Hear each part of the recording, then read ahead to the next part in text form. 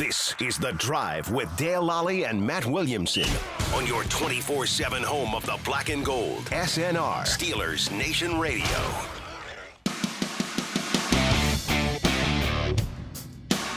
And welcome to The Drive. I am Dale Lolley. He is the Matt Williamson. And Matt, judging from the, some of the replies on that we got on the YouTube channel yesterday and on Twitter as well, people weren't happy with the show yesterday. Well, what the heck for? Well, the Steelers lost. Well, the Steelers lost. It's probably our fault, yeah. Yeah, so, no matter what we talked about, it wasn't going to be what everybody wanted. That's just the way it always goes. And I understand that. That goes along with the job. Reading comments is a dangerous business. But that's what I do. And, I do reply. And, again, most are favorable.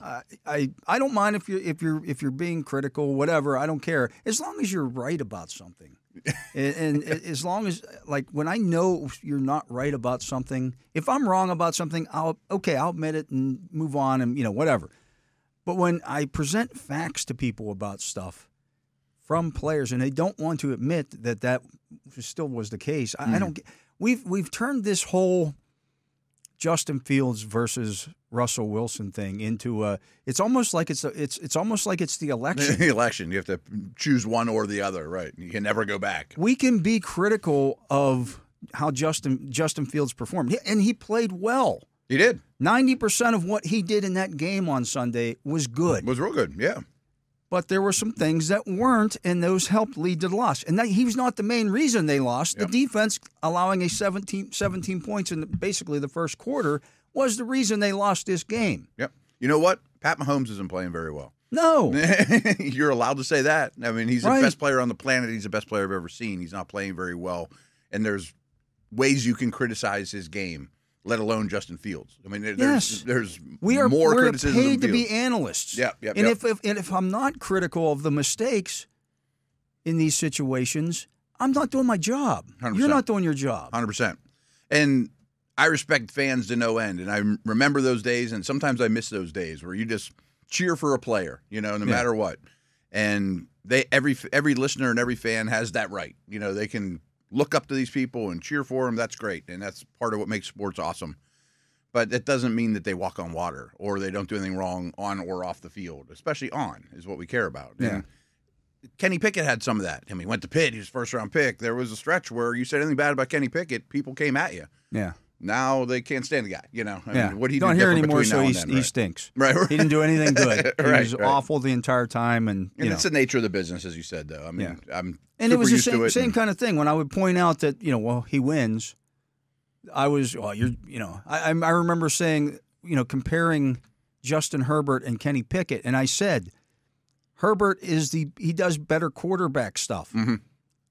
But Pickett wins. Yeah. And people took that to mean that I wanted Kenny Pickett over Justin Herbert, which I did not say. I'm like, it's not the same conversation. It's right? a different conversation. But it's just people read into whatever they want to hear.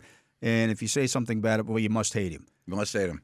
You have to love him, or you hate him. As I you can't told be like, people, he's all right. And as you can back me up on this, in the draft process. Oh, you loved him. I loved him. Yeah, I had him ranked ahead of Trevor Lawrence. Lawrence, number one quarterback in a really good quarterback draft. Well, what was perceived as a really good quarterback draft at the time. I don't hate Justin Fields at all. Not at all. Right. Not at all. We're hoping he does great. I hope he turns into the next Mahomes. That would be fantastic. But he does have some issues. The issue, the biggest issue with Justin Fields right now, and it hasn't mattered who the center has been. Oh, right. They've had multiple issues with quarterback-center exchanges. The most basic of things on a football field. And it's happened with Herbig, and it's now happened with Frazier, and the one constant has been Justin Fields. Yep. So, that hasn't happened when the other quarterbacks have been in there. Mm-hmm. And this last one was clearly his fault. I mean, if you know how the procedure works, it was clearly his fault. And he admitted as such, and some people still can't admit, oh, no, he's just taking one for the team there. Right. No, his explanation was exactly what happened. That's exactly what happened. And there's something to be said for that as well. Right. He owned up to it. Yep. And people be like, he's just taking one for the team, blah, blah, blah. Well, that does happen in sports. We know that. Like Jaden Daniels is funny to me because anything goes wrong, the left tackle jumps off sides. He's like, that's on me, man. That's on me. Yeah. I mean, like someone taught him like leadership school 101 or whatever. Good for him. That's good great. for him. But in this case, And frankly, quarterback center exchange can be both's fault. It can be neither, or it can be one or the other. And half the time, we'll never know. But in a situation like that, it's pretty obvious if you understand the procedure that it's on field. I spoke to all the people involved after the game. Mm-hmm. After the game. Yeah. And that needs cleaned up. I mean, there's no doubt. That's a fact. I mean, that needs cleaned up. You can't. It's something that can't continue. Yep. Like, for example, him stepping or getting stepped on the lineman's foot who was pulling. That's probably on him, but I'm not going to crush him for it. People, feet get tangled all the time. It happens. But that's where the line. If you know the play, that guard or center is taking a step to where your foot's going to be. You know what I mean? Like the early ones in the preseason. If you know that the center is going to the right, you got to adjust where your hands are. You need to be on top of that, right? And some of that with Fields is just because he didn't work under center a lot. Mm-mm. He just hasn't. A lot of quarterbacks. And it's a rookie center, and it's really obvious to point fingers at a rookie center. But a lot of quarterbacks coming out of college now they don't have a lot of experience working under center. Some have never done it. Period. And even in the NFL, there's a lot of teams that don't work under center a lot. But Arthur Smith wants to. And it's somewhat of a lost art. Same with play action and your footwork with play action and taking the right number of steps, turn your head at the right time. All these things that people take for granted. Like at Pitt, I thought it was crazy, but. Even on our practice report, QB center exchange was first. There was 3 minutes every day. Every day. Steelers do the same thing. Yeah, you go out there, and I'm like, man, you really going to practice this? We're wasting time. It starts every offensive play. It screws things up if it doesn't work, right? Yeah. And it's not like that hard. It's like a pitcher that can't throw strikes. If you can't throw strikes, you can't pitch. It's almost like if you can't walk out to the mound, you can't pitch. We're practicing walking from the dugout to the mound. That's a basic thing just to get in the game. And that's not. I'm not saying Russ that Justin Fields hasn't played well. Exactly. They're 3-1. Mm-hmm. They're if it's. And Russ has botched an exchange, I'm sure, in his career without too. A doubt. But this has been a recurring issue. Yeah, it's something that needs addressed. And the fact that we're 4 weeks into the regular season and we're still seeing these things is troublesome to me. It's troublesome, yeah. And it happened at an awful time that may have cost him the game. Yeah. And I guarantee you it's have to address that. It's troublesome to Mike Tomlin as well when he talked about the sloppiness after the game. I'm sure it's troublesome to Justin and without a center doubt and everybody, right? Yeah. It needs fixed. They got to get these things worked out. That being said, I mean, the guy's completing 70% of his passes. Yeah. He's been a big reason why they're, I think he keeps getting better. Yeah. Which is the best thing about it. And, hey, that's allowed. I've heard that once or twice on this show. Absolutely. Guys are allowed to get better. That was the whole thing when you saw everybody trashing the Steelers' moves in the offseason. Their quarterback plays, it couldn't have been. We've seen 25 touchdown passes in the last 2 seasons. That was another argument that I got. Well, Russell Wilson isn't running those two balls. He's not scoring on those rushing touchdowns. Mm-hmm. No, because he would throw the ball into the end zone. Yeah, which who knows if you're it's allowed to do or that. not. But I know we're in Pittsburgh and we've only seen 25 touchdown passes in the last 2 seasons, but you are allowed to throw the ball into the end zone. 100%. And boy, did I say that a million times this offseason. It's like, and I still believe it, even if Wilson doesn't see the field once, that the passing touchdowns are going to spike this year. I mean, it's not going to be 12 or 13 through 17 games.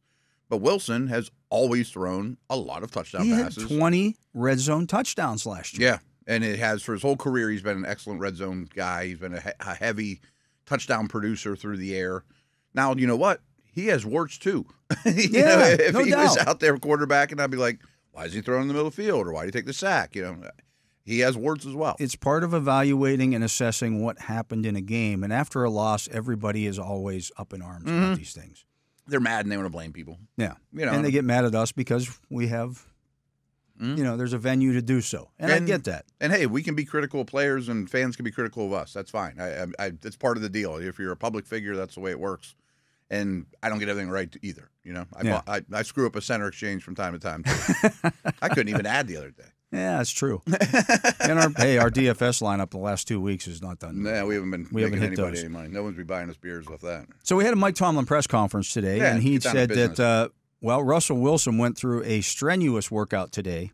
Oh, good. And they're going to see how he feels coming out of the strenuous workout. He's expected to, 'do even more tomorrow, including, as Tomlin said, get into a moving pocket and things of those nature, Okay. and things of that nature. So that would suggest that he is a full participant in practice tomorrow. Simulating games. I mean, true practice. They don't hit the no quarterback or anything restrictions. like that. Of but course, right. you've got bodies around you as you're dropping back to pass. Yeah. I mean, if something happens, he fights through it. You know, right. Moving in the pocket and things of that nature. So that's And that the starts first tomorrow for step. him, Yeah, yeah. that starts tomorrow for him. But as Tomlin Unless he said, wakes up and it's sore right, or whatever. which right, could yeah, happen. it could happen, right. Yeah.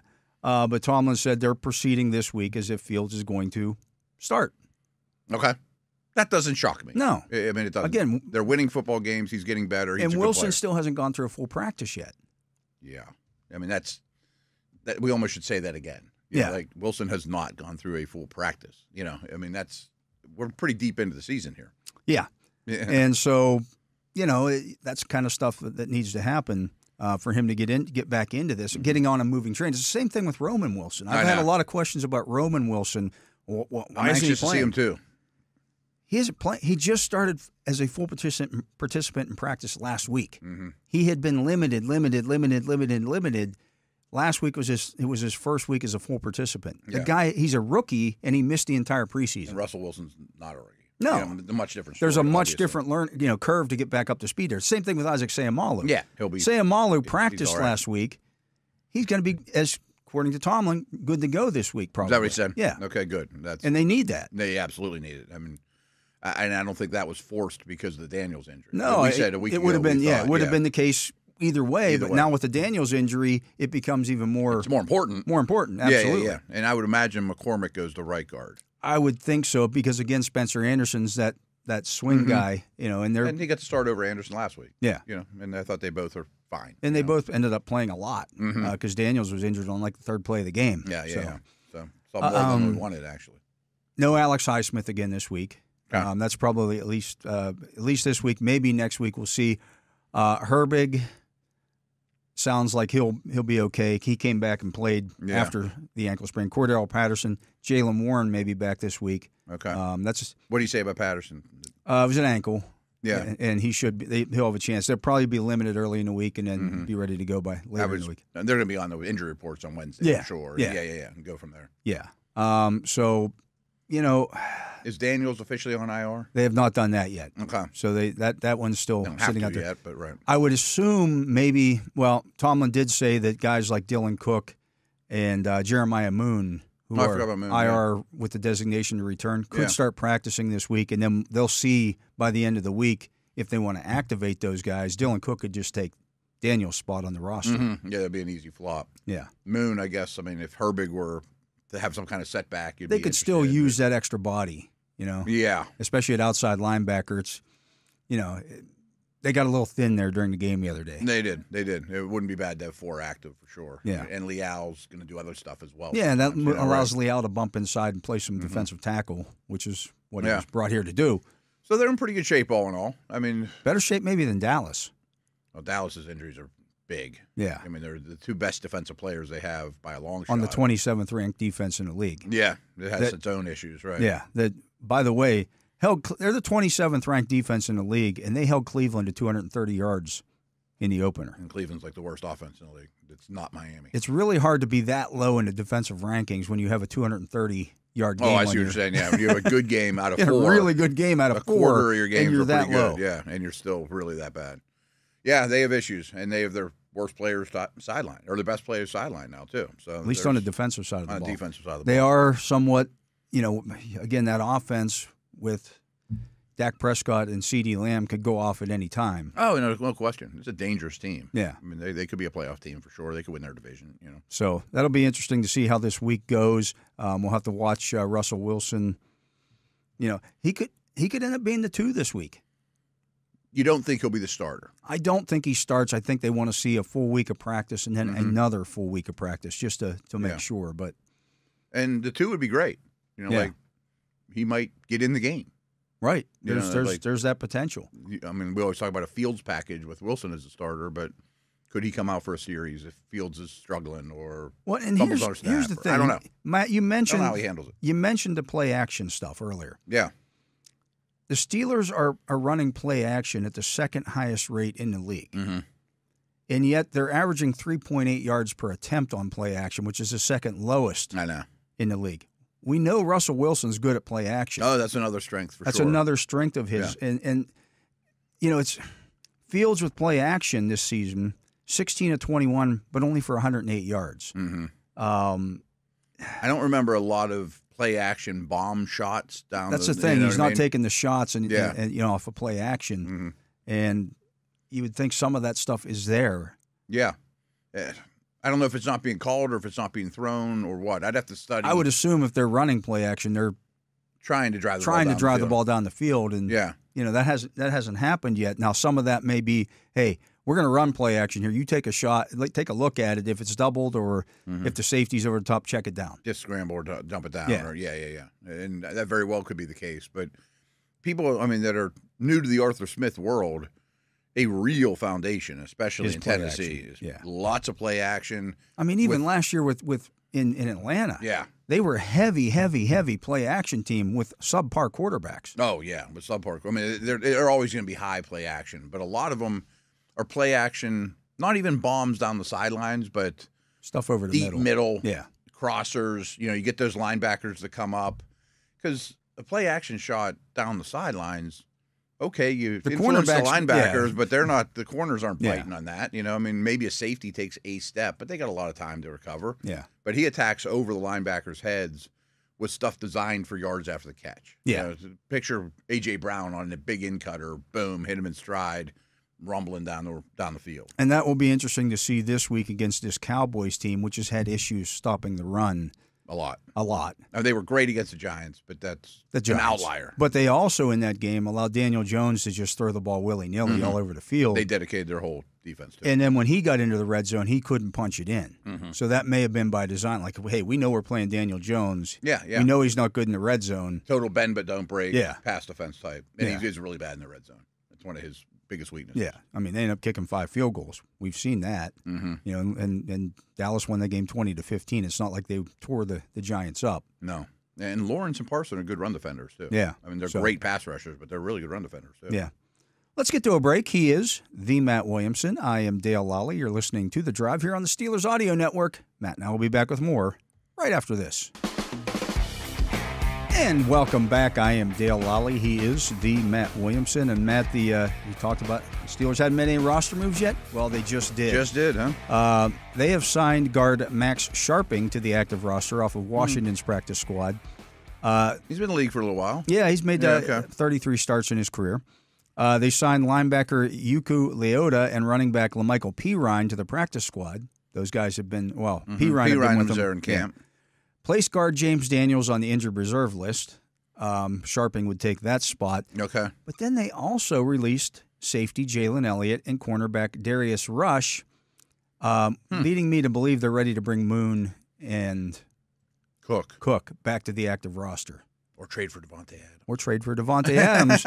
Which is what we're going to talk about now. I didn't even know that. How about that? Let's go. So I think there's a couple receivers out there that could be had, by the way. Yeah. Yeah. Last weekend, Devontae Adams was inactive. Because he was hurt. This after a week in which Antonio Pierce said guys made business decisions in last week's game, or 2 weeks ago in their game. And there's been rumblings he hasn't been happy there for a year. And so somebody tweeted out about Devontae Adams that he may have played his last game with the Raiders. Okay. One of the people who liked that tweet was Antonio Pierce. Yeah, it's not usual. Like, I don't think Belichick was liking tweets of that nature. No, right. No. So this morning, Devontae Adams was on with Kay Adams on her show. Adams and Adams? No, she has her own show. I can't remember what exactly the name. Up and Adams. Yeah. Of course, Kay used to work Devontae for the Adams. Yeah, she used the to. Adams family. There you go. Right. Adams and Adams. And that went right over my head when I said that. Yeah, I thought that was an easy one. And she was asking him about that. Let's hear what he had to say, because this is interesting. So this big story happens where they think your coach, or your coach did, I actually don't know, likes this post about you getting traded. When you heard of that, I guess my first question is, how soon did you hear from Coach? Yeah, I haven't heard from him. I haven't talked to him. So I haven't. I don't know. I don't really know exactly what that was about. Obviously, I got social media is a beast. So it's a lot of people out there that saw it and, wondering what's going on and people reaching out. And yeah, I haven't spoke to him. I'm surprised by that. I would think that's, okay. Well, I would think you work together every day. So if I would say, sure. oh shoot, I accidentally hit that, I unliked it. Now it's this huge story. Is that just kind of like what the dynamic is? That's not something that you want to hear from him?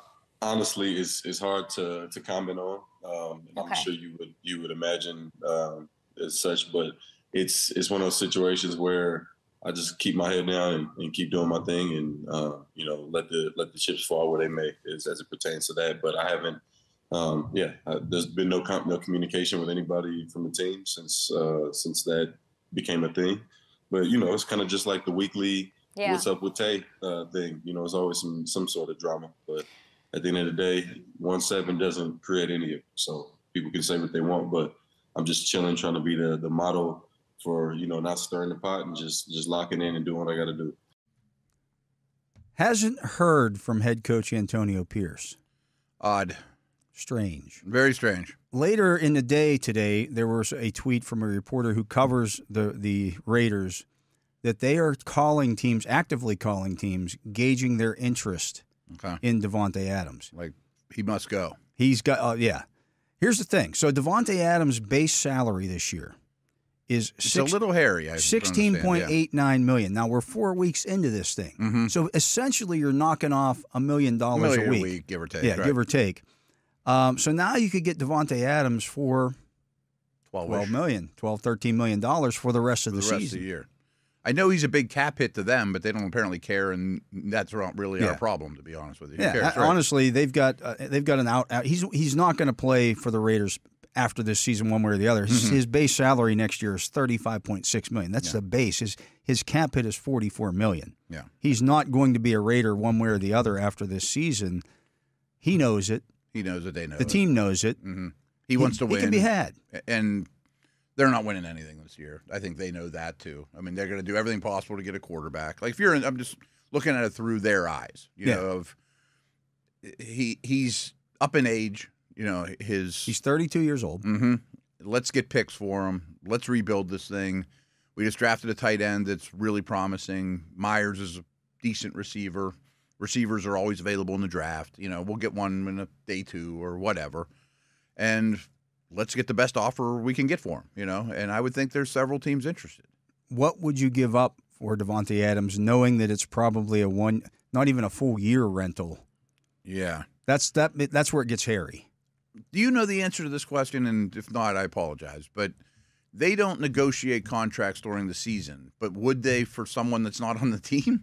To trade for him and put a year or two on the end of it? That's something I don't know because they've never really done that. Does that ever happen? No. Minka wasn't a free agent to be. No, he had 4 years left on his deal. And sometimes they've made small deals where it's for a backup corner or something. It's not a Nick Vanette or someone like that. Right. And that wouldn't even matter.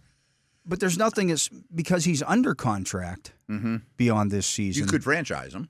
Yeah, he's. I'm just saying at the end of the year. But you don't. He's still under contract. Now you could go to him and say, "Hey, Davante, if we don't do something with this, we're not going to pay. We can't pay you $35.6 million. That's what he's due. Yeah, over the next 2 seasons. Okay, and does he have and there's an out though, because like the Raiders aren't going to pay him. The potential out is it would be for the Raiders. It would have been a 3-year, $67.75 million contract, which isn't bad actually. With the 15.7 in dead cap space after this year for the Raiders, they could handle that. Yeah. The Steelers, obviously, it wouldn't be the same if you made that trade. You cut him, and if you cut him, you owe him nothing. Now you could go to him and say, "Hey, maybe he likes it here," and you say, "Davante, we don't think you're a $70 million player over the next 2 seasons." So one thing I want to throw out, we'll give you 50, or we'll give you 60.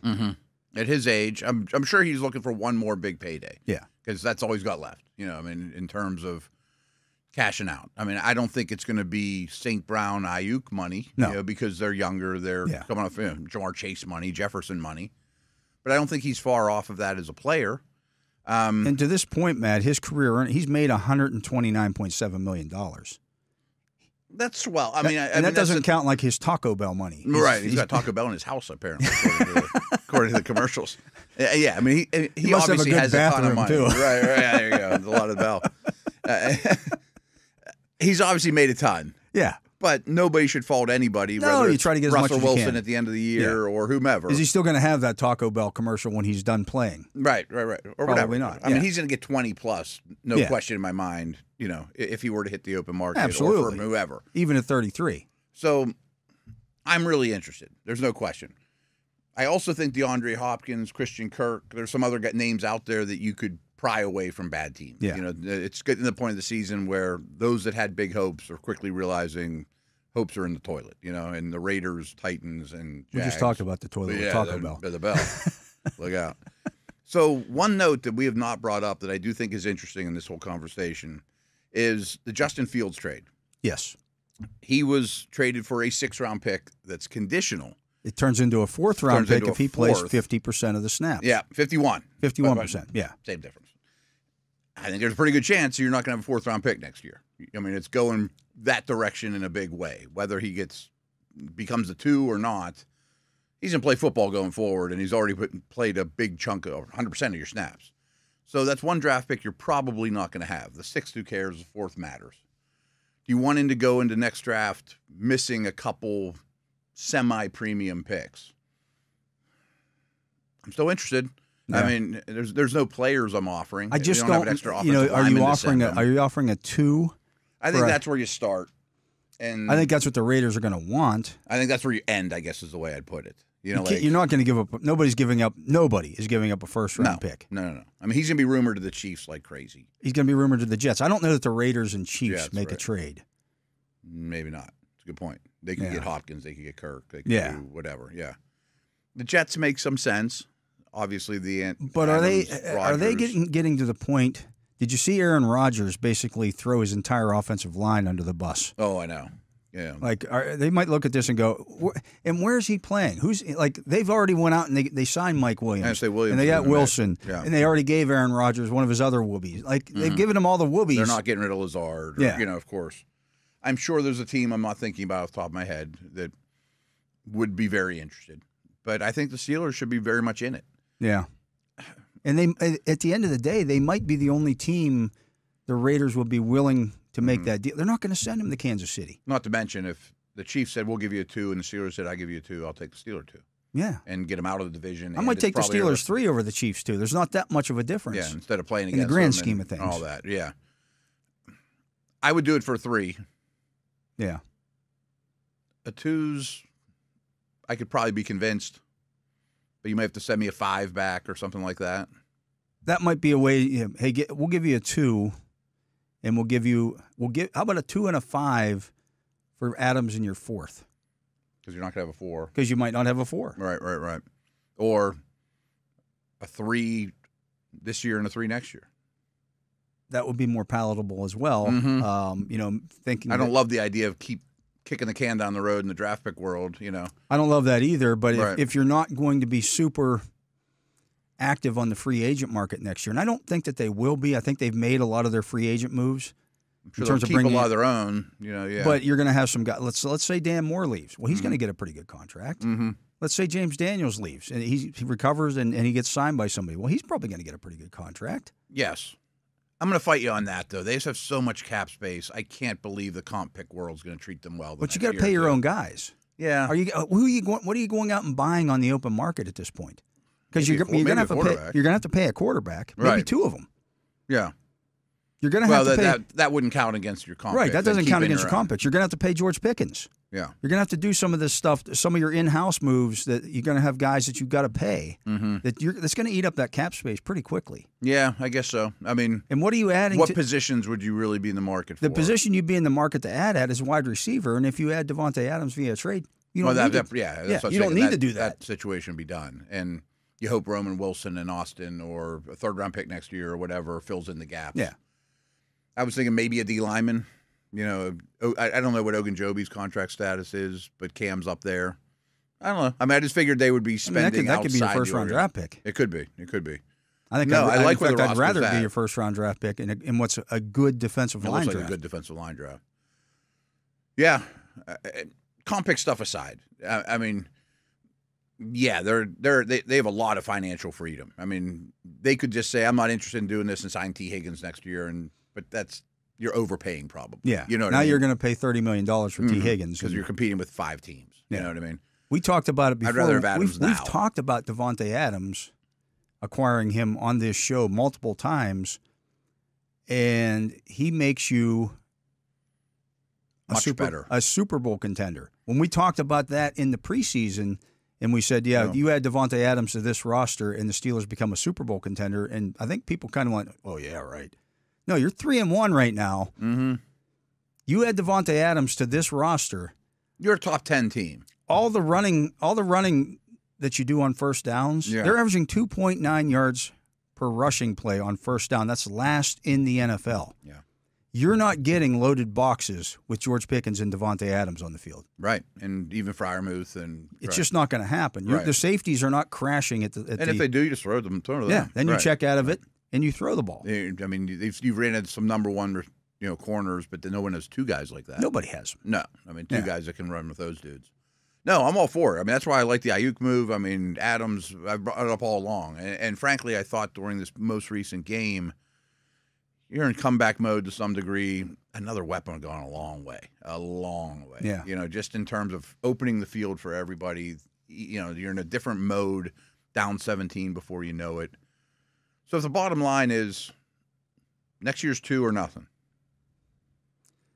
I mean, that's like where the rubber hits the road. According to the reports, you mentioned the Ayuk stuff. I think that's what I think that might have been the offer for Ayuk was a 2. Okay. I don't know that for sure. Yeah. I'm just. A lot of these deals are cheaper than you think. Yeah. I mean, when it's said and done, they wouldn't because of age guys. They wouldn't go. I wouldn't give up a 1, but they would give up a 2. Okay. Now I understand that. Then there might be other stuff, and then you had to sign Ayuk. Well, are you going to sign long term? That's the only problem I have with it. This is almost a rental to some degree for a 2. That to me is a little different. It's a little different. So I'm not sure why I'm not following this, but he's under contract the next 2 years, right? Yes. At 35 per. $35.6 million per. Okay. I mean, they could franchise. They could afford that. Again, with the salary cap space, they could extend that and say, "Hey, we're going to give you another year. We're going to add another year on your contract, which would take you through age 35." Assuming he's really good this year, yeah, and looks young, and you don't think he's hitting a wall, and lower that cap hit for 2025. They could do that. I mean, they have all the freedom to do all those things. Yeah, and they have all the cap space. That's what the cap space. They still have cap space heading into this season. Like I also wonder, and I know these things can get changed and get fudged, but how many teams out there that are in the market for Devontae Adams can actually get him under contract for this year? That's the problem. I mean? Can the Chiefs do that? I'm gonna look up. I'll be rambling over here. Like if you're the Patriots, you could use a receiver. But you're not winning anything either, and does he even want to go there? Yeah. I mean, is it an Ayuk situation where he has freedom to veto it too? That I don't know, but I mean, I can't imagine a team like the Patriots. I bring them up because I know they have a lot of cap space.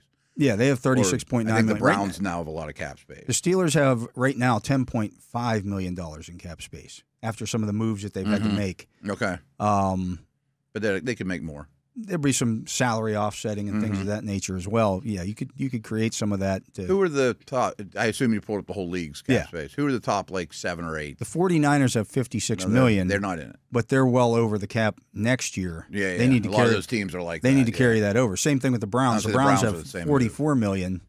Is he going to want to go? He's seen Deshaun Watson play live. Yeah, right.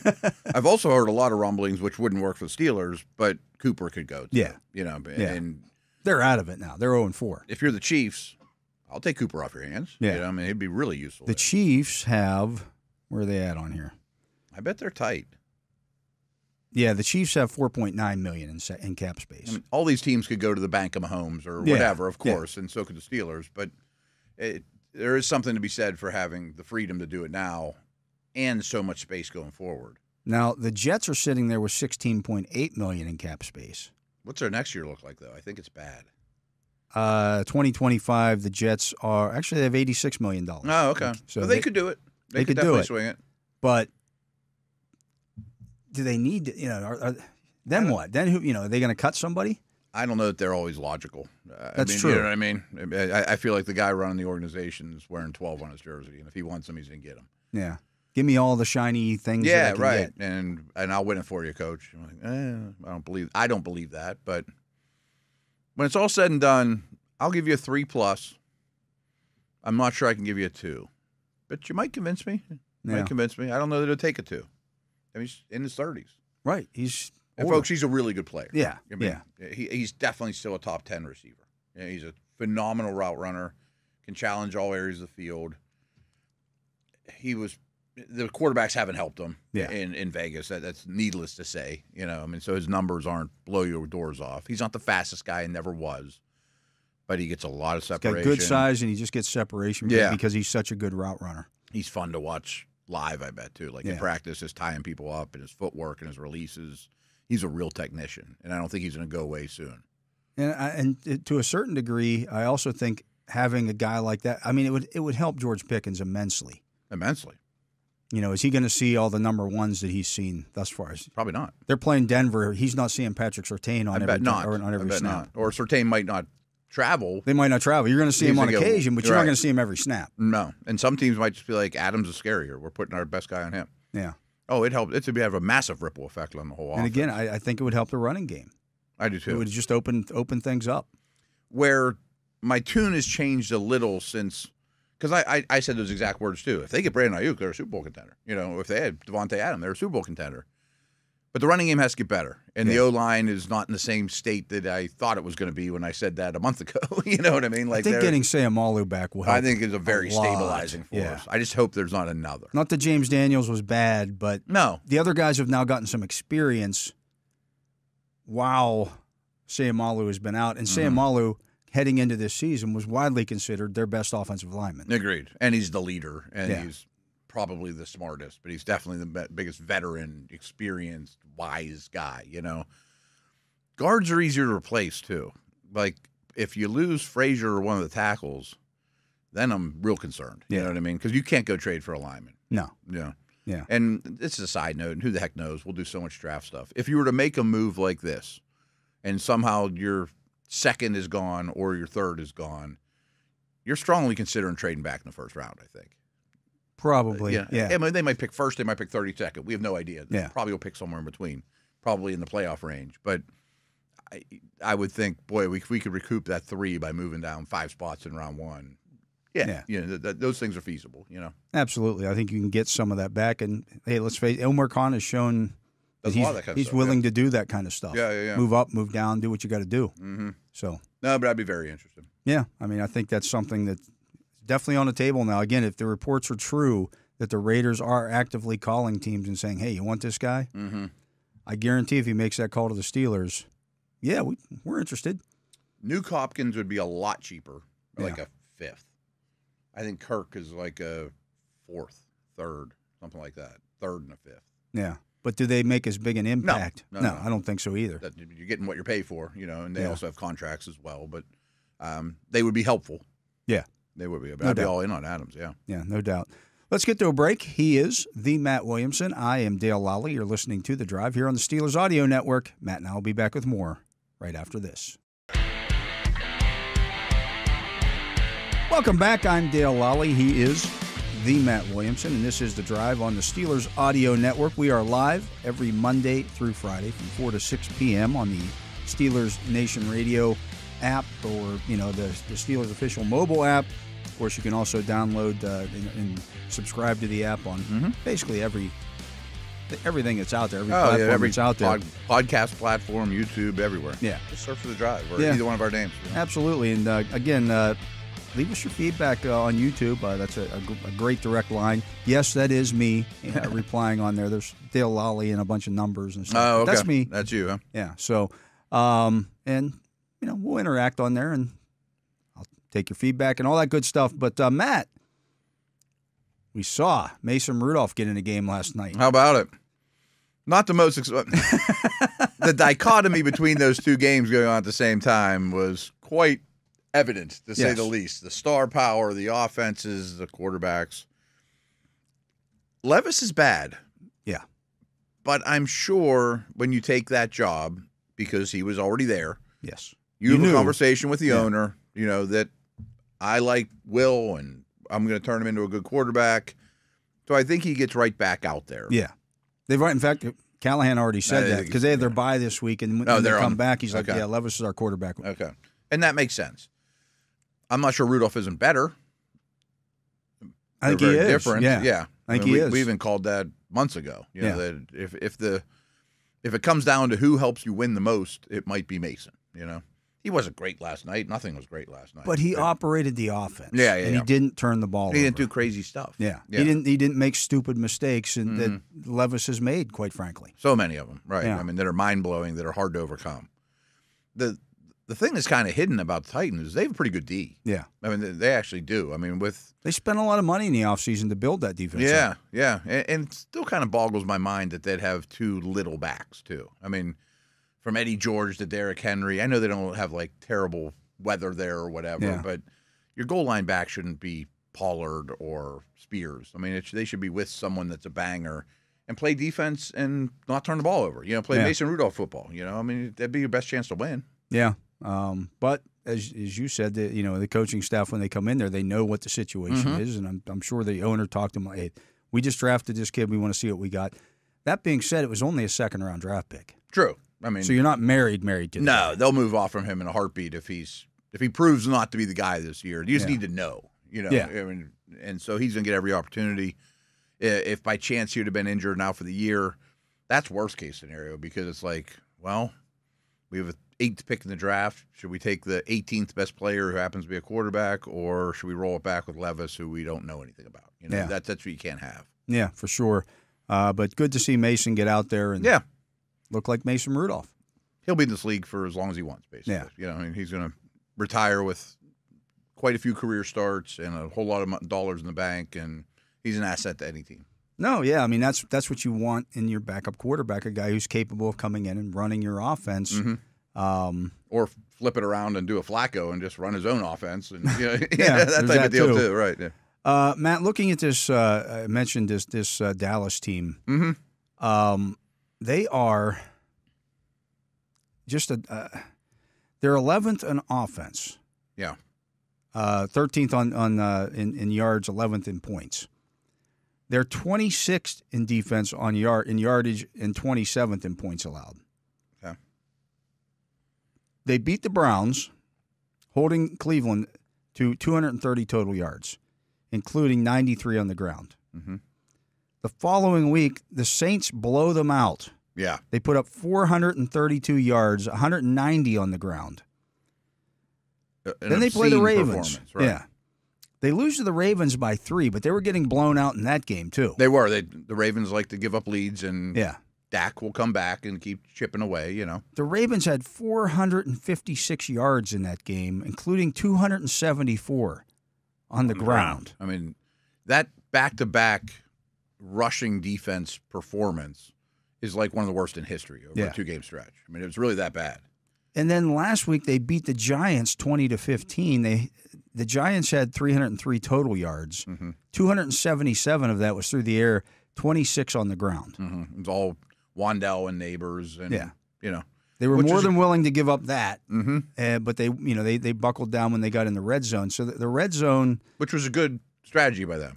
That being said, their red zone defense, they've still allowed 9 touchdowns in 12 possessions. I think it's one of the worst. 75%. Yeah. Conversion rate here. That's with Parsons and Lawrence. That was with Parsons and Lawrence. They don't have those guys now. They don't. And a big key to their run defense to me is just undersized linebackers. Yeah. This Overshown kid is really exciting. I mean, he flies around the field. He makes a lot of plays. But he kind of looks like a safety. And they drafted Mazi Smith. I think he was a safety. I think he was a safety conversion, yeah, from Texas. They drafted Mazi Smith to be some of that beef. He's kind of looked like a bust to this point. They don't have a lot of power at the point of attack. They don't protect particularly well, the front seven. I'm not real impressed with their secondary, but it's okay. They got some names back there because guys have intercepted passes. Yeah, so they take the ball away. But they try to jump everything. That's everything. I'm not sure if that's still a Zimmer thing with them, but it has watched them play, and they did try to jump some stuff again. There was a play late in that game against Washington where one of their corners came up, and instead of he went for the interception with the receiver behind him. You're only up a score. Yeah. Now the pass was offline, thankfully for the Cowboys. For them, right. Yeah, fortunately for them. But if he doesn't make that pick and the receiver catches it, game's over. Yeah. The pass rush is their big thing. I mean, over the last couple of years, that's been their backbone of the defense, led by Parsons, of course, who they move all over. But those guys are really good on the edge defending the run, too. I haven't really dug into who the replacements are and that kind of stuff at this stage of the week. But their front without those two is going to be subpar, to say the least. I think Izu was not a bad player, but he's a 3-technique type. I mean, you're looking at this right now. Lawrence leads the team with 3 sacks. Well, he's out. Yeah. Parsons at this point only has 1, but he's their TJ Watt. Oh, 100%. Everybody's I think they only have 8. I think half their they sacks only have are 8. out of the lineup. So half of their sacks are gone. Their leading sack guys are the 2 inside linebackers, Eric Kendricks and DeMarvin Overshawn. They still do that. Zimmer loves the blitz. Loves to blitz the middle inside linebackers through the A-gap. He will pepper the A-gaps like crazy with those dudes. And Kendricks is his guy. I mean, they had a lot of time together with the Vikings. He's past his prime, but he aligns everybody. He's the smart guy. He's the veteran. But he was a little undersized on his best day, too. He's not a hammer. Yeah, so it's going to be interesting to see how they counter not having those 2 guys in their lineup, because it's now you're looking at Eric Kendricks, even in terms of their tackles right now. Kendricks leads the team with 42. Overshawn has 29. The safety, Donovan Wilson, has 19. Trayvon Diggs to 18. He's a cornerback. Malik Hooker, another safety, has 16. A lot. So teams are getting guys into the secondary on this team. You don't. Parsons only has 14 tackles at this point. Lawrence has 14 tackles. The outside linebackers have not been super dynamic so far, right. to this point. And again, it's a new defense with Mike Zimmer. Yeah. The roster as a whole, and we're kind of showing it here on defense too. It's sort of a stars and scrubs roster. And now both the stars are gone. I mean, Lamb, Dak. Yeah. The guards. Defensively, I'm saying and the 2 defensive players are definitely stars. And the tier 2 players on this roster aren't really there. You know what I mean? Like Brandon Cooks is kind of a tier 3 guy now, or starting left tackle's a first round pick, and maybe he turns into something, but he isn't Tyron Smith. He was a project. Yeah. So it's going to be interesting. We'll dig more into the Cowboys as the week goes on, but we got to get to a break. That's going to do it for hour number 1 of the drive here on the Steelers Audio Network. Matt and I will be back with hour number 2 right after this. And welcome back. I am Dale Lolley. He is the Matt Williamson, and it is time for the Fantasy Football Focus here to kick off hour number 2. And since it's Tuesday, we'll take a look at what's available on the waiver wire, Matt. All right. And I'm looking here at a couple hot names. FantasyPros.com. We'll look at the quarterbacks first. Justin Fields, only rostered in 33% of leagues. In my main league, I picked them up a week ago, figuring I'm only going to get 1 start out of him because I only had Anthony Richardson. And I'm like, I don't want to start Richardson with the Steelers. And good thing I didn't. And so I picked Fields over Richardson. But I had hesitations just because I'm like, am I going to have this guy for 1 week? I mean, I don't know. But I'm riding it as long as I can. Well, I had to pick him up when Jordan Love got hurt in our league. And I've started him the last 3 weeks. Yeah. He's had a high floor. But now Love is back. And they had in terms of overall fantasy production, Love was actually better last week. Yeah. In similar or if they're playing the same team or whatever, I would probably pick Love. Yeah. I just think the passing numbers will be better. But Fields has such a high floor. He does. And he's great for fantasy. Like even when he wasn't running as much, like last week he didn't run as much, he still got me, I can't remember exactly, 2 weeks ago I should say, it was still like 18 points. That's what I mean. That's like worst case scenario. But Love is, they're going to throw the football, and they play the Rams this week. I didn't even know the Rams' pass defense is not good. No, it's really bad. It's one of the worst defenses in the league, period. So no, I'd play Love. Yeah. Geno Smith rostered in 37% of leagues. Shouldn't be. He leads the league in passing yardage. I was saying he's a really good player, and they throw the ball a lot. Yeah. He threw for like 50-some attempts last night. I think 55. Team record 57, I think. Was it really? Yeah. Yeah, I'd gladly pick him up. Derek Carr rostered in 49% of leagues. Their Weapons- passing volume's really low, It's though. low, but is it going to stay that way? They want to run the ball Yeah. and protect the O-line a lot, and he won't run. I'd rather have all those names. I'd than rather him. have Fields or Smith. Yeah, Yeah. agreed. But it's not bad. And Andy Dalton's owned in 11% of leagues. Okay. I mean, if you lose your quarterback, I mean, he's okay. The game script is going to play well for that one. They're going to have to throw the football most every week. At running back, Rico Dowdell owned in 46% of leagues. I don't love him this week, and I don't love him this week. He doesn't get but enough volume. He doesn't, but he's the one to own He's in the Dallas, one, I think. Kareem Hunt owned in 29% of leagues. Maybe. I know he's your boon this week. You were not happy with Kareem Hunt. Well, I had to start Steele in a league, and he fumbled right off the bat and then vanished off the planet. But Hunt was He's okay. He did fine. I mean, he's in a good offense. Yeah. And what used to be a good offense. It still seems like a decent offense. Yeah. Yeah, pick him up. I mean, especially you need a starter for now. Trey Sermon owned in 1% of leagues. I think people are concerned about Taylor's injury. They're saying it's a high ankle sprain. Yeah. And he's probably doesn't play this week. That's enough, though, in the running back world. Yeah, I don't care if absolutely. Sermon's good or Especially not. with None of that bye matters. weeks. Yeah. In our league, I just traded for Saquon Barkley, who is on a bye. Mm-hmm. My issue is, and I knew You this. traded 2 backs for him. I traded 2 backs for him, both of whom were going to be in my starting lineup. But I did this knowing that Saquon Barkley was going on the bye, but I also have J.K. Dobbins on a bye. So you're scrambling. Now I mean, now I'm going to pick somebody up. Trey Sermon. Sermon would fit the bill. Same, he 100%. Yeah. He won't kill you. Yeah, and if he's their lead Taylor's back, out. if Taylor's out, he's their lead back. Yeah. Because if Taylor plays, he was getting a high percentage of snaps. Yeah. I mean, Sermon's worthless if Taylor's back to being Taylor. Yeah. Roshan Johnson owned in 20% of leagues. Swift kind of made a comeback. Yeah. I still don't trust that they're going to run the ball well at all, to be honest with you. So monitor him, but I wouldn't be running the waiver wire for him. Tank Bigsby owned in 9% of leagues. He should absolutely. That one entices me. Yeah. I could ATN's actually dealing see- with a shoulder injury.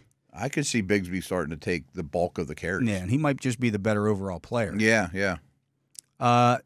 Alexander Madison owned in 31% of leagues. I think Zamir White might be droppable. Yeah.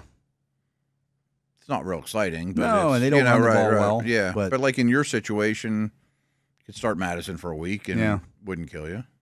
Somehow Tyler Algier is only owned in 32% of leagues. And we called that one last Friday when Bijan Robinson showed up on the injury list with a shoulder issue, that Algier was going to be a bigger part of the run game. Yeah. Bijan was still going to catch the ball. And yet I hear some fantasy analysts out there going, well, I guess this wasn't an Arthur Smith thing that, Algier, he out-carried Saquon or Bijan last week. I'm like, do you pay attention to the injury report at all?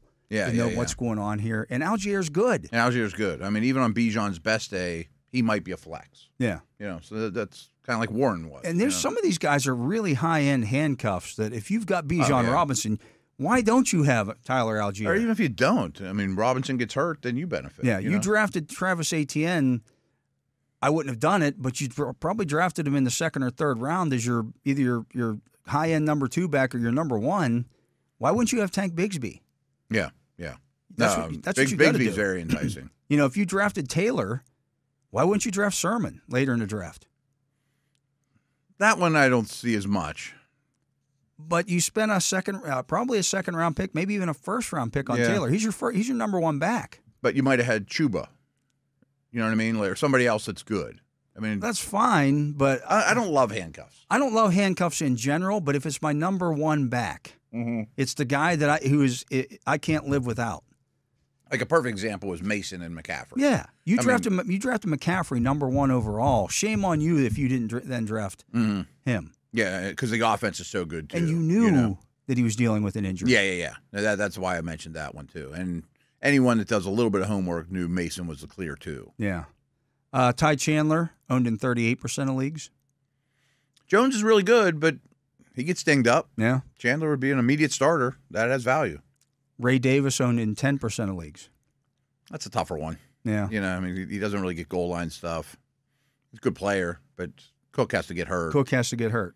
And I'm not sure he'd be as good as Cook, Yeah. or an immediate starter.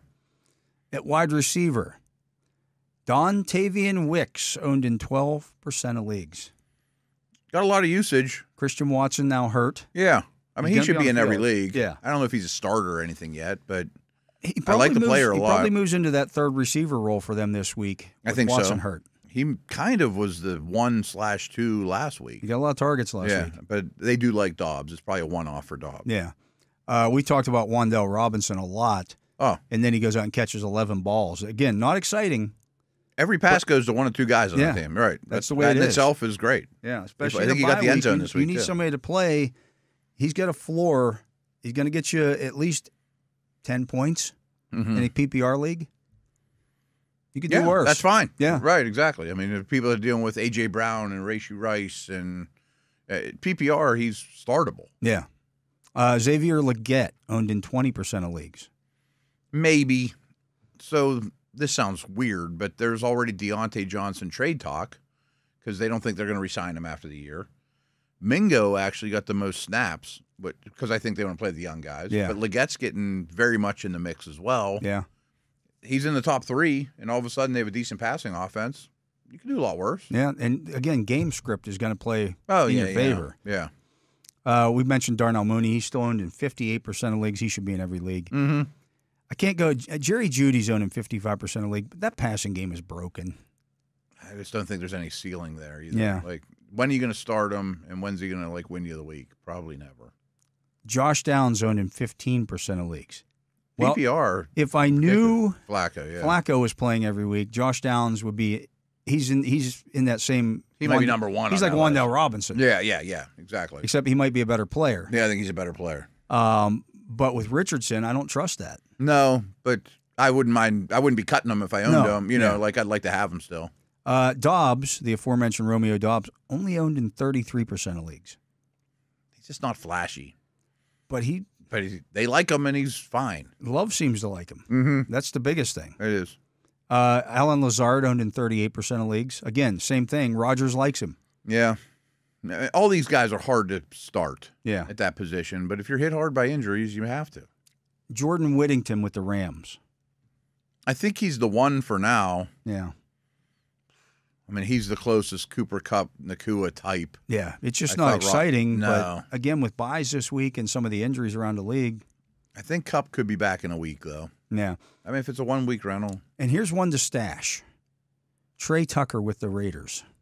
Because of the trade. He moves into the starting lineup without Devontae Adams, and now all of a sudden, okay, he's their number 3 target. They can't run the ball. Yeah, that's not terrible.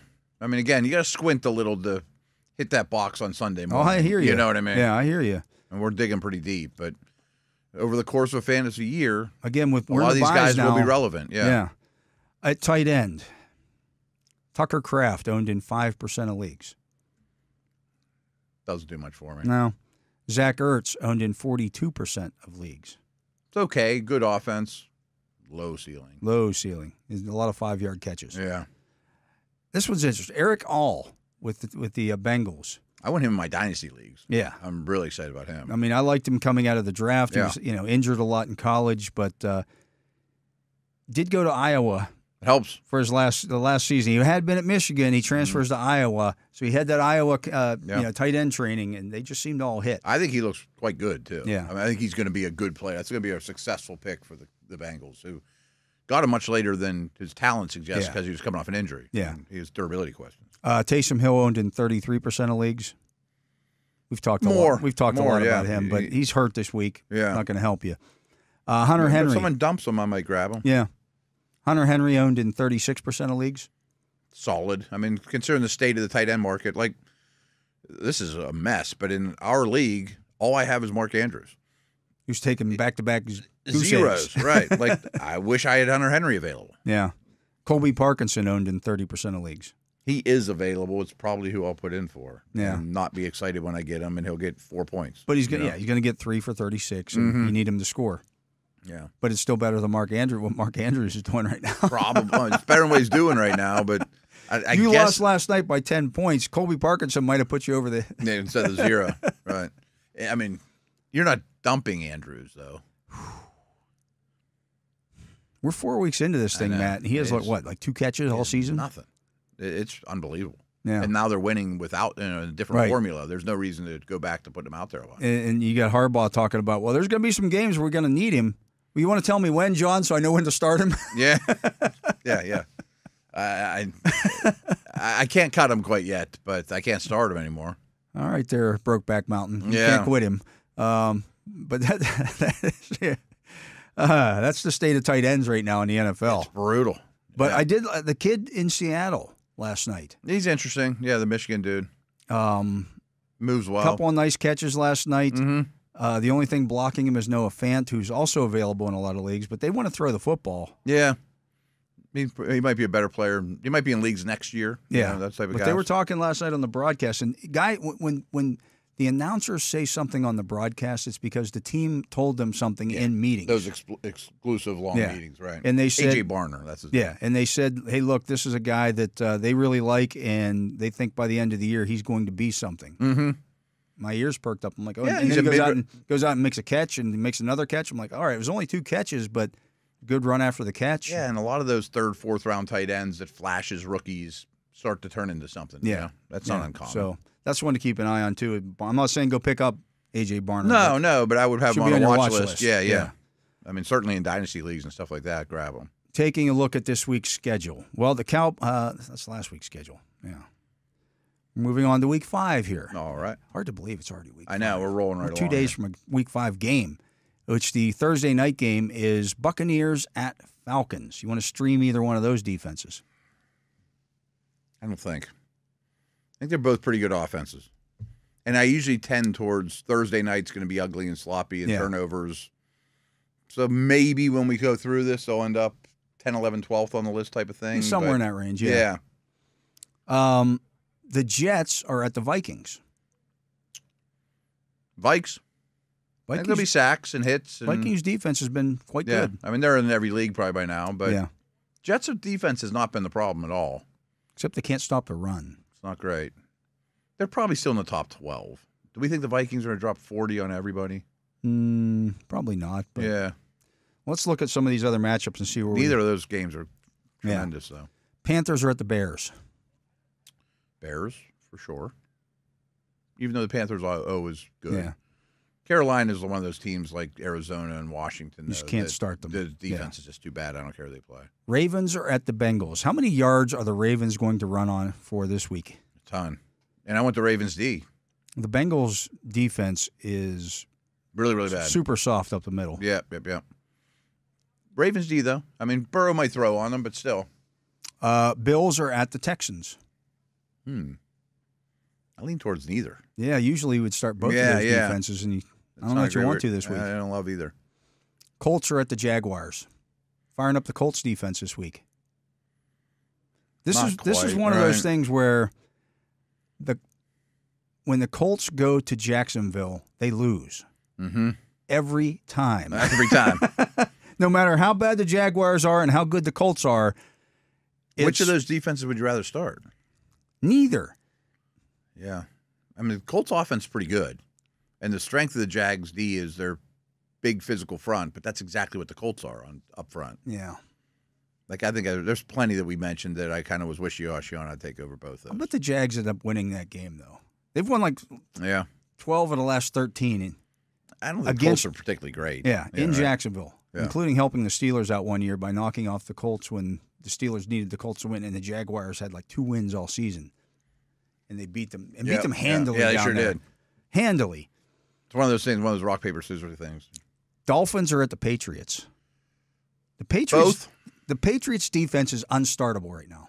I think everything against the Dolphins is I hear startable. You, but my goodness, the Patriots defense is bad. It is bad, and it's going to be on the field all the time. That's the problem. They're already playing 1,000 snaps. This is not the team that shut down I think the Bengals it's good enough to start against Miami. And Duggar's not going to play this week. Yeah, I heard that too. And Barmore's out, and I mean, a lot of their best dudes are out, and they're dropping. Miami's just so startable. I hear you. Against, and the Patriots' offense isn't any good either. I would start the Dolphins D too. Yeah, I mean, neither one's a good unit. What's the score of that game? I hated seeing Jalen Phillips' knee last night too. I hate that poor guy. But you're that's going to be a low scoring. You're not excited about starting either one of those. No, I mean, I'm not sure I'm even picking them up to stream them if I have a okay matchup with a good defense. The Browns are at the Commanders. Neither. Can the Browns offense do anything? The Browns haven't broken 18 points this season. Yeah. 18. I'm betting they do against the Commanders, though. Ooh. Are they going to have the football? That's the problem. Right. Commanders will score.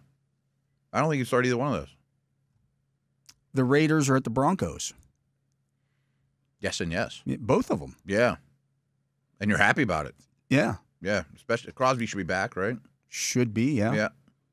No one's scoring points in that game. And maybe Bo Nix will go through for -7 yards in the first half again. Can't get over that. That's unbelievable. And I bet Adams doesn't play. Yeah. Cardinals at the 49ers. 49ers are usually a must start. Are you starting them against this Cardinals team? Was that a blip on the road? Yeah, probably. Okay. Not the Cardinals team. Packers are at the Rams. Packers. Yeah. It's not a great start, but it's probably 10 through 12 that we've talked that about. That Rams offensive line's a mess. It's a mess. Yeah. Green Bay's D hasn't been great, though. Giants at the Seahawks. Seahawks. Yeah. They had a lot of injuries. I don't know if Murphy and, some of those guys that were out. William Mafe and those guys are all back. That's and the kid from Alabama, the rookie corner they took. Seattle? Yeah. Rookie Or no, Detroit. I'm sorry, Detroit last night. Arnold. Yeah. Arnold. Terry Arnold. Penalties. My goodness. Yeah. I think he has 6 penalties in 3 games going into that game. Or something like he's that. up to 9 now. Okay, in 4 games. I mean, he's just a penalty machine. I got confused because of the colors of the uniforms last night. Cowboys at the Steelers. Steelers. I'm not real impressed with where the big plays come with the Cowboys. Can't start the Cowboys defense. Yeah, I don't think so. And the Saints are at the Chiefs on the Monday night game. I'm not so afraid of the Chiefs offense anymore. Like the Saints D's been really good. They haven't let a touchdown, I don't think, in 2 weeks. I think you start both defenses in that game. Yeah, I'm fine with both. Yeah. It's not bad. We got a fair amount, more so, list, I think, than what we had last week. Last week it was thin when we did this segment. I don't mind either one of those ones, the Saints and Chiefs, the more I think about it. I bet that over-under is higher than it should be. So let's go back and look at that. Jets-Vikings, was that the one we were talking about? Was that? I don't think we did cartwheels over it, but I think we found ones we liked better since then. Yeah, so there's some decent streamers this week. Yeah, there are. That's not bad at all. So you can find ones that are definitely out there, too. Yeah, that's this week's schedule. To look ahead there. Side question. Like, one of my leagues, my only defense is the Browns. Are they a good enough defense that you just stick with them no matter what? They haven't been. How many defenses are? Not many. I mean, I think the Steelers is close. Or the Vikings. I'm starting the Steelers every week. I'm starting the Chiefs every week. Chiefs, I think. I'm starting. I mean, unless it's just a. You're going to start the matchup. 49ers every week. Vikings? Bears isn't bad. The Vikings isn't bad, but they've got a slate. Like, they got Detroit and they've got some other teams. That's what I mean. Like, if you're not even worried about opponent, like, who are you pretty comfortable with almost every week? There's not many right now. Not many. Yeah. Yeah, not many at all. And you can have a bad week on defense, as we just saw with the Steelers. Oh, yeah. So it happens. Mm-hmm. But, it's rough sledding right now. Despite the league scoring being down. You would think the defenses would be dominating things. I think sacks are down too, though. Yeah. And I'm not sure what the turnover situation is. Well, I think in some cases holding might be legal. It's starting to get more and more legal. Unless it's defensive holding on the back end. Mm-hmm. So I think you're right on that too. Yeah. Anyways, let's get to a break. He is the Matt Williamson. I am Dale Lolley. You're listening to The Drive here on the Steelers Audio Network. That's going to do it for the Fantasy Football Focus. Matt and I will be back with more right after this. And welcome back. I'm Dale Lolley. He is the Matt Williamson. And, Matt, it is time for the Power Rankings. Yeah. It's Tuesday. Fun. And we'll look at Eric Edholm's Power Rankings here on NFL.com. And, well, there should be quite a bit of movement again this week. I'm going to preface this by saying I don't have a clear 32 or a clear number 1. I think there's a lot of candidates for both. There's changes at both spots. Is there? Yeah, Okay, how let's about do that? it. At 32. I think he had the Titans last week, which I thought was harsh. Yeah. Down 2 spots. Jacksonville. I'd consider Miami, too. I would, yeah. I mean, just how you're playing, what you got. What are you doing right now? You can't be thinking about what you thought of them in the preseason anymore or what they are in their best day. They're going to be looking at this going, we just gave Tua money. Yeah. And we just gave Lawrence and money. we just gave both of those. I'm talking about Miami. I know. And we just gave both of those wide receivers big money. And we can't move the ball. And we can't throw the ball at all. Right. We got to gimmick everything up and throw them passes behind the line of scrimmage just to get in their hands. I'll Right. bet you next year they spend money on a better backup quarterback. They better. I mean, assuming Tua's the guy and all that. Yeah. Like there was a report out there today that he might come back in week 8. But by then their season might be over. Yeah, they're fortunate that there is a bye in there. The buys don't count when you're. It's 4 weeks of 4 games. 4 games. Okay, that you're out. then I misunderstood that. Yeah, the buy doesn't factor into that at all. Their season very well could be over. Oh yeah, who are they beating right now? They might. I haven't looked at the lines. I think they'd be 32 right now. I'll bet their dogs this week at New England. I would pick the Pats. Yeah, yeah, no doubt. And the other thing too is they would kill for Jacoby Brissett right now. Oh, they'd be an okay team. They would be all right. Yeah. Wherever they are in the power ranks, they would be 20. They could tread water. Yeah. With Jacoby Brissett. Maybe you steal the one last night. Yeah, right. I mean that's the kind of couldn't stuff you have anything. to do. And the other thing about them is, let's say Tua comes back. How good's Miami in November and December, anyways? Right. I mean, like this is where they got to make all their money. Yeah, you saw it with Chan trying to run into a brick wall last night. Right, that's your goal line back. What are you doing? Right, I mean, it's all speed, and they better invest in some linemen too. At 30, holding steady is Carolina. Who was 31? 31. I'm sorry. Oh, they're 31. I misspoke. They're better than Miami. I think so. Yeah, they were competitive again last week. Yeah. At 30, down 5 spots is Miami. Okay, good. Yeah, it's hard to do that as a ranker, because yeah. You have preconceived notions, but you got to look how they're playing bad. right now. Yeah, they're really bad. Yeah. At 29, down 2 spots, New England.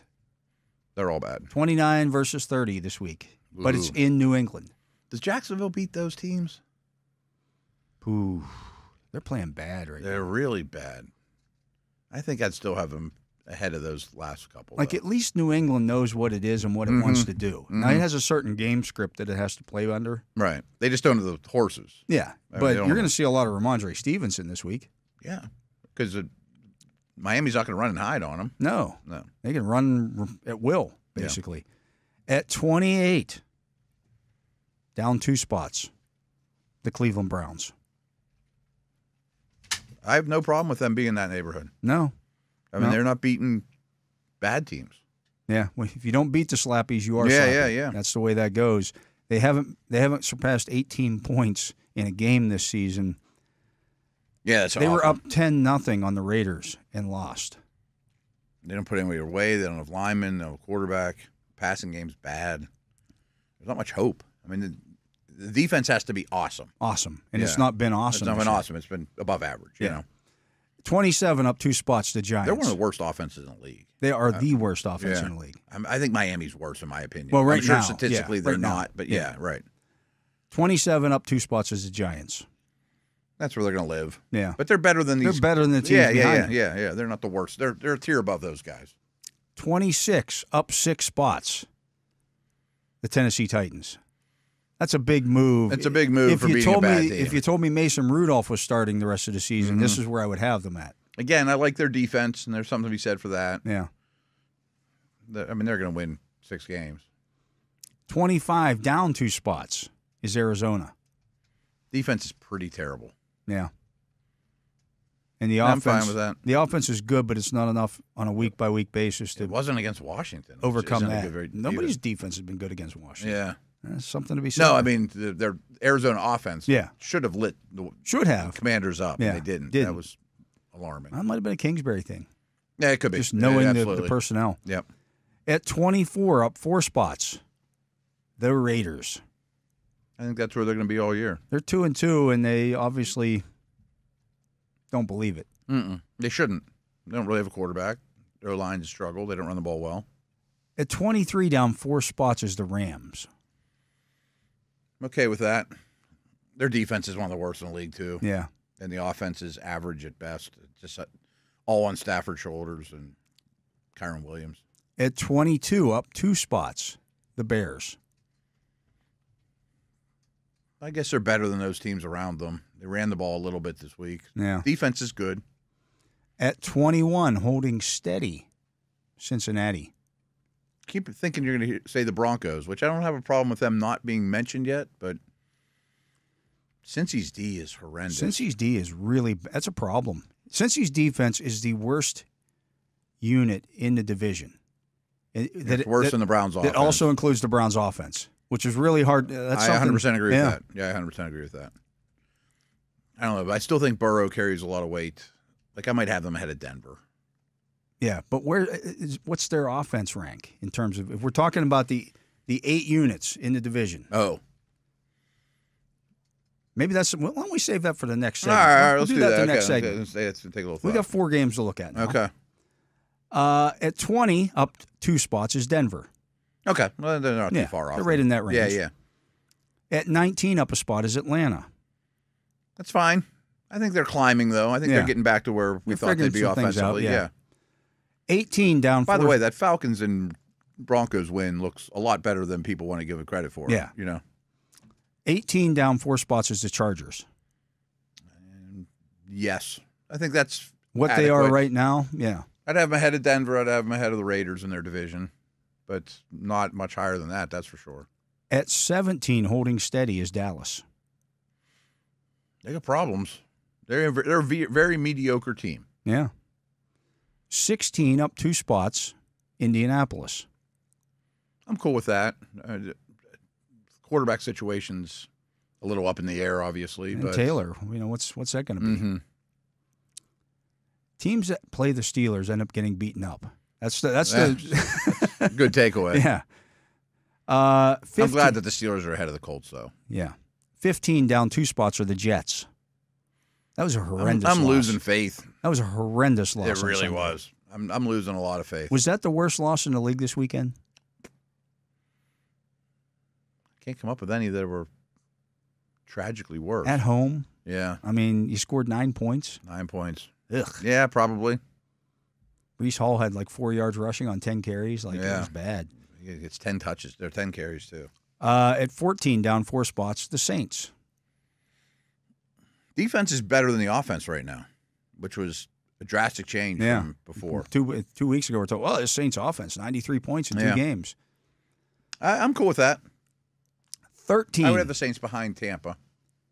Down 8 spots at 13, Philadelphia. They're riding a roller coaster right now. They are not the line of scrimmage. Not consistent at all. I mean, they didn't have Lane Johnson, A.J. Brown, and Devontae Smith last week. I get it. You know what I mean? Yeah. So, but that's who they are. I mean, you have to lower them if those guys aren't available. At 12, holding steady. Their D-line isn't what it usually is either. No, it's not. Holding steady at 12 is San Francisco. I'd probably have the Niners ahead of the Steelers. They get some issues. They do. They're missing dudes. Fred Warner got hurt, and he's now out this week. Is he out? Yeah. I knew he got hurt. Yeah, that's a big one. I guess that's fair. They're not as hard to play against when they don't have some of those, Did Trent Williams end up playing last week? I don't even know. I think. Is Seattle better than San Fran? Seattle was 3 not-so-great wins. Yeah. I think last night was maybe their most impressive They game. hung tight last week. They were good. With a good Detroit team in Detroit. That's not an easy place to go No, and play. I think they shouldn't hang their head at all for last night. Well, at 11 is Seattle. Okay. I was going to say, I think they'd be right next to each other for me. At 10, down a spot, the Steelers. I wouldn't ding them too hard. No. Again, they did some good things, but we've gone over it a ton. Yeah.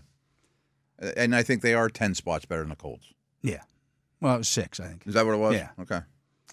At 9, down 2 spots, is Green Bay.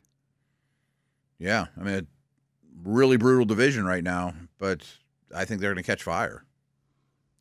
At 8, up 7 spots, Tampa Bay. Seems a little rich. Seems about as high as they're going to go. I mean, they better than the Niners. No. I mean, if they played right now, I mean, yeah. No. They can't run the ball. No. I mean, I like them, but that's a little high. At 7, up 9 spots, Washington.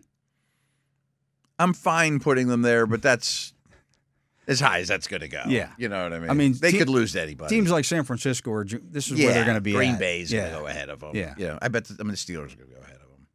At 6, up 2 spots, Baltimore. I may even have them higher.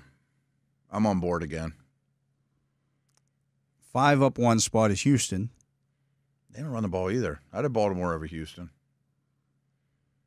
I don't know if I'd say that of how they'll finish, but how they're playing Well, right now. we'll get to see that game later. Do we get to that game later in the season? I think we do. I don't know. Yeah, they're both division champions. Oh, yeah, that makes sense. So we'll get to see that. Yep. At 4 down 2 spots, Buffalo. I think if they play the Ravens 10 times, it's a terrible matchup. They probably end up splitting it. That game was got away from him quick. Too. Joe Brady came out and it was as quickly as it got away from him. It was 21-10, and Buffalo had the ball at midfield. I think I told you I'd live bet the Bills in that game. I got plus 420 when they were down, and then they throw the sideways pass. The to sideways Allen, pass, yeah. And it's just flush it right down. I'm like, you were moving the ball, and now you're getting goofy. Joe Brady came out and said, "Yeah, I made a bad call in that situation." You sure did. Yeah, you did. Yeah, it happens. And that's not even hindsight. I'm like, what would you do that for? Yeah, you were moving the football. Right. Let Josh Allen be Josh Allen. Yeah. But if they're at midfield there, let's say they go in and scores 21-17, the Ravens have had issues holding leads. Do they start getting tight again? Like, oh, here we go again, guys. Mm-hmm. No, that's what I was feeling. That's why I put a couple bucks down on the money line. I thought momentum was changing drastically. Then they did something dumb. At 3 up a spot is Detroit. It was a good win for them last night. Yeah, they're a good football team. They didn't have an incomplete pass in that game. I know. Goff threw a perfect game. And they might be one for They had the throwback, and they completed that. Yeah. To Goff. How about Goff? He catches a touchdown and doesn't have any incompletions. More touchdown catches than incompletions. And he still didn't have a perfect passer rating. I don't even know how that works. The team had a perfect passer rating because they threw a touchdown pass. He had a 158.2, I think. 158.3 is perfect. Okay. Weird. They might be number 1 for me. They're pretty good. Yeah. Yeah. At 2, down a spot, Kansas City. They should be. The offense is kind of a mess right now. Yeah. I mean, they don't have Pacheco. They don't have Rice. And they don't have Marquise Brown. And they don't have any tackles. And tackles aren't great either. And, they're going to have to win with defense and grind it out. And Mahomes is playing the worst of his career, which I'm not worried about him, but, It is trouble. Again, we get a 4-game sample size here. Kelsey still... Yeah, he was good in that game, but will he be for long? Yeah, I don't. I mean, are they going to have to lean more on him at 35, almost 36? And what's he going to look like then by the time the playoffs roll around? If he's got to be out there all the time, they were trying to manage his snaps a little bit. Yeah, now they can't do that. Yeah, no, I think that's a big problem. It's just big picture stuff like that. And number 1, up 2 spots, the Minnesota Vikings. I don't know who I'd have won. I understand putting them there. They're beating everybody. They've beaten good teams like the Niners handily. They're probably playing the best of any team right now. That's the thing. They're playing the best right now. That's my rules always on power ranks is how good are you right now? And they're probably one. The question is going to be, can they sustain this? Yeah, I bet not. Once the injuries start to happen. And they'll figure some things out against them too schematically and Darnold and all that stuff too. Yeah. They're really impressive, but I don't know that they're even a contender. Yeah. When it's all said and done. We'll see. I mean, I'm still going to pick the Lions to win that division. They win enough games and beat enough of these teams that are also going to be contenders here. They can end up with the number 1 seed, and that is not an easy place to go play. Oh, no doubt. I mean, they just beat Green Bay. What if they go 3 out of 4 versus the Lions and Packers? And they got the head-to-head against the 49ers. Mm-hmm. Oh, they're in great shape. Yeah. Great shape. And nobody wants to play there. That's 100% true. Yeah. I guess I'd have them one, tentatively. But it's not the Chiefs. No, it's not the Chiefs. I feel that. They've been very fortunate the first 4 weeks. And there's something to creating some good fortune. Oh, yeah. But they've been fortunate. Baltimore would be pretty high on my list. There's some recency bias there, but there has to be because nobody's a clear one. They're still 2-2, though. I know. Still a team that lost. They lost the Raiders. To the Raiders at home. I know. That's still a team that they were inches away from blowing a lead to the Cowboys. Yeah. Again, they're played the Chiefs real tough. They blew out the Bills. That's the one that gets. So people talk about, well, they were within inches of beating the Chiefs. Well, no, they were within inches of getting within a point of the Chiefs, and Harbaugh was going to go for 2. Yeah. They weren't guaranteed to beat the Chiefs just if it likely gets his toes in. No, right. That's. That's 100% true. And that Chiefs, they were inches away from trying a 2-point conversion. And the win over the Chiefs doesn't look quite as or the win by the Chiefs. Yeah. They've not been great. I feel like we have a good feel for who's good and who's bad. Yeah. But I don't think we have a good feel for how good Yeah, that's a good way to put it. You know what I mean? Yeah, that's a good way to put it. Because a lot of the bad, I think we know. I think the league is just so up and down. Some of it's the penalties. Oh, yeah. Once again, we saw 40 flipping penalties called last night. Wasn't that many? It was more than that. It was actually 41. But who's counting? Yeah, in 2 games. In 2 games. Yeah, I knew the Seattle It's game insane. was crazy. It's insane. It's bad. It's a lesser product, too, when you're doing that stuff. Yeah, at some point the league's going to look at this and go, what are we doing? What are we doing? What are we doing, guys? I know. Put the flags away. Call the stuff that needs to be called. But we had this conversation yesterday, too. There's a lot of false starts and, illegal formations. Sloppiness. Yeah. Sloppy football. And I think I saw a lot of that's just not people playing in preseason. Yeah. And I don't know what you do about that. And also, when you're the same quarterback, he gets everybody aligned. Yeah. You know what I mean? And then this guy's out of the lineup, and he's just happy to get the play call off. There's also been a lot of offensive line injuries as well. There's been a lot. Not just with the Steelers, but around the league. And that the last couple lends weeks, itself. Good ones. Yeah. Yeah, some serious centers going down. Yeah, things of that centers nature. going down is always bad. Absolutely. But that was Eric Edholm's power rankings. The Steelers still I'm not going to fight him too much. Still in the top 10. I'm shocked I don't know, Eric, but I expected the Steelers to be lower. And that's about where I'd have them. So I think he nailed it. Yeah, not bad. He is Matt Williamson. I am Dale Lolley. You're listening to The Drive here on the Steelers Audio Network. I mentioned that we want to power rank the units. The units in the division. We'll do that when we come back right after this. And we are back. I'm Dale Lolley. He is the Matt Williamson. And Matt, I mentioned we're going to power rank the division by unit.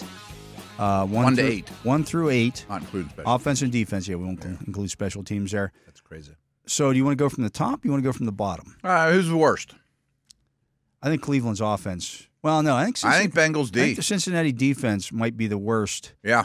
If you look at it in terms of yards per game, they're only giving up 326 per game, almost 327. Okay. But they're giving up 145.5 yards per game on the ground. I say they can't stop anybody from running the ball. 26 points per game. And to me, it's just a helpless feeling where, and their defensive tackles have been out. I get that. But I'm also starting to even just look at personnel and be like, who's a well above average starter besides Hendrickson? I mean, there's a bunch of dudes that are fine. The linebackers and, the other edge guys. I mean, they're okay. But, where's the star power? Yeah. There's not much. No, there's not much there. I think the Browns' offense is 7, though. I think the Browns' offense is 7. They might be the worst. They're averaging 16.5 points per game. It's pretty terrible. They average 151.5 yards passing per game and 94.8 yards rushing per game. They have nothing to hang their hat on offensively. They're averaging 200. Should they be 8? They're averaging 246.3 yards per game. Ugh. Yards. Yeah. I think they're last, actually. The more you talk through it, as bad as pretty brutal. As bad as Cincinnati's defense has been, I think Cleveland's offense is worse. Yeah. Which one would you rather try to fix?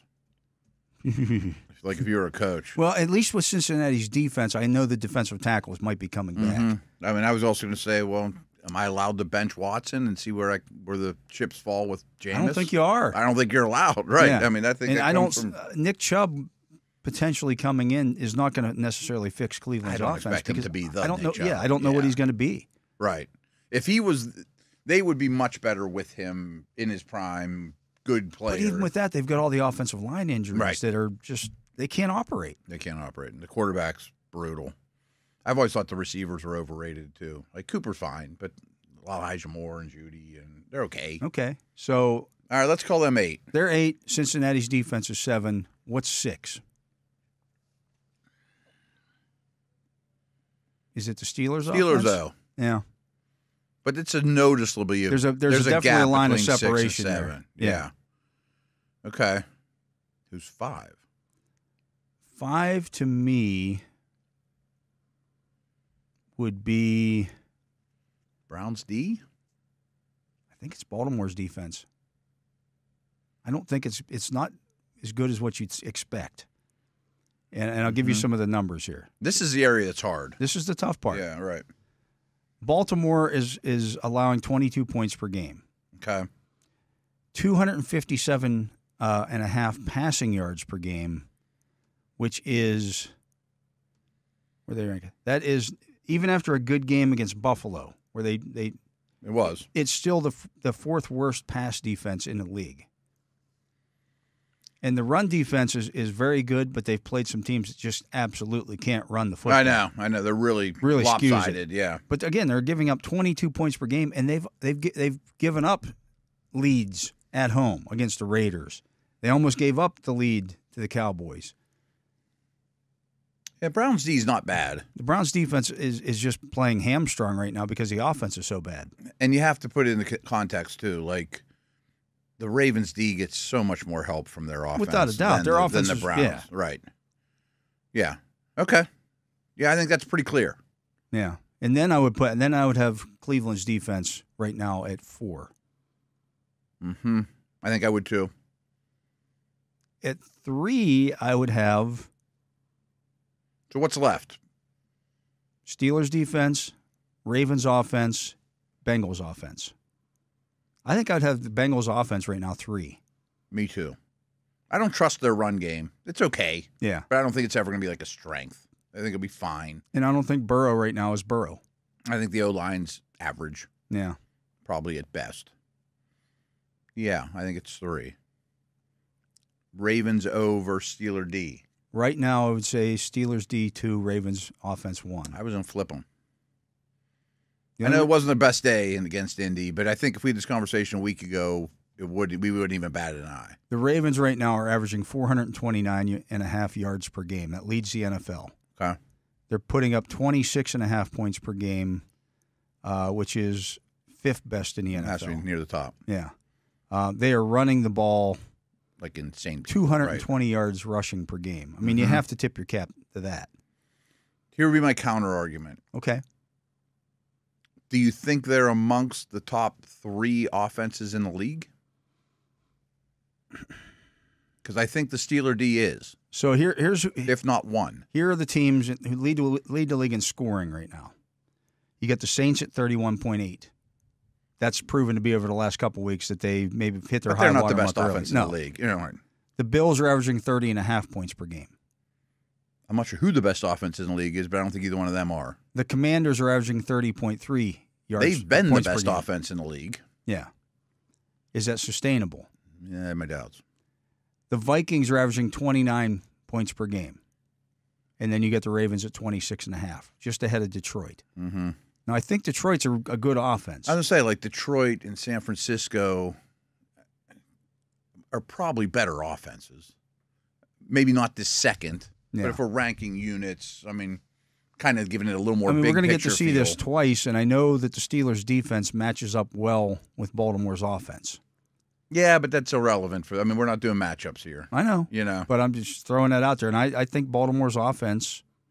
I feel more confident that the Steelers are a top 2 unit out of 32 on defense. Okay. Than I am that the Ravens are. Okay. Wasn't the best day. Wasn't the best day, but they are second in scoring defense still. Yeah. Despite everything that happened there, 13.3 points per game. Mm-hmm. And if you look at yards per game, right now they are 4th at 261.3. I mean, but Baltimore's offense leads the league. Yeah, in I yards. Know. It's a good conversation. For 15 quarters, though, I think the Steeler D's been A to A+. You know. I mean, even in that, they didn't in the second and third quarters of that game on Sunday. Mm-hmm. They forced like 6 straight 3-and-outs. Yeah, that's what I mean. Like they had a bad start, but the rest of the D wasn't bad. I mean, the rest of the game wasn't bad at all. In fact, it was pretty good. Yeah. And I thought they were starting to take the game over a little bit. They did give up the touchdown drive. That hurt. That carried from the third quarter into the fourth quarter. Mm-hmm. Helped by a penalty that Mike Tomlin said he spoke to the league about, and the league agreed that the Minka penalty shouldn't have been a penalty. Yeah, okay. Yeah, Sterator didn't think so either. Yeah. But stuff happens. Yeah. Much harder to kind of mesh out the top, I think, than the bottom. Yeah. And the middle wasn't easy either. I mean, I bet that's one of the harder divisions to do that in. Probably so. I mean, because there's a couple that are horrible. Yeah. You know, I mean, like Washington would be great because you could put them 1 and 8. But the line of delineation between the bottom 2, which was Cincinnati's defense and Cleveland's offense, to the Steelers' offense, much similar to 1 and 2. Those were, But there, You know what I there mean? wasn't a line from Cincinnati's offense necessarily to the Steelers' defense and the Ravens' offense. Like there was that line of delineation. I kind of look at it this way. Like, it seems like we're pretty clear who 7 and 8 were. Yeah. In either order. It seems like we're pretty clear who 1 and 2 are. In either order. Cincinnati's offense could get there, though. It's still It a scary could. offense. Like if Burrow starts playing like Burrow. Could the Steelers' O end up in the 7-8 neighborhood? I don't think I so. don't think. I don't think so. Have to be a lot of O-line injuries. Yeah. And they were 6, right? Yeah. They'd have to really fall to get to that level. And Those if- units are bad. If Cleveland's offense keeps playing the way it is, Cleveland's defense, the Steelers' Oh, they offense, will end up the suffering, Steelers' right. offense could pass that, Yeah, they have an anchor wrapped around their Yeah. leg. The Browns. and they're sinking fast. Yeah, and it's not their fault necessarily. I think it's a pretty solid list. Yeah. The middle's pretty good though. The middle's good. I mean, like Probably the more so Browns than a D lot of was one of the best in divisions, the yeah. league last year, and Yeah. Steelers' offense is league average, I would say, right now, which is an upgrade and getting better. Yeah. So interesting. Matt, that's going to do it for the show today. Sure is. Yeah. That's You a sound wrap. sad. You want to keep talking? We can keep talking. But they won't pay us for it, so we probably shouldn't. I got 2 more podcasts to do, and maybe I'll actually see my wife tonight. There you go.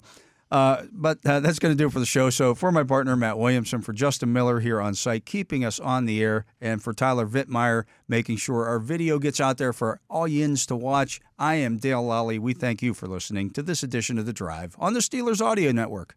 Steelers football happens here. The Pittsburgh Steelers Audio Network.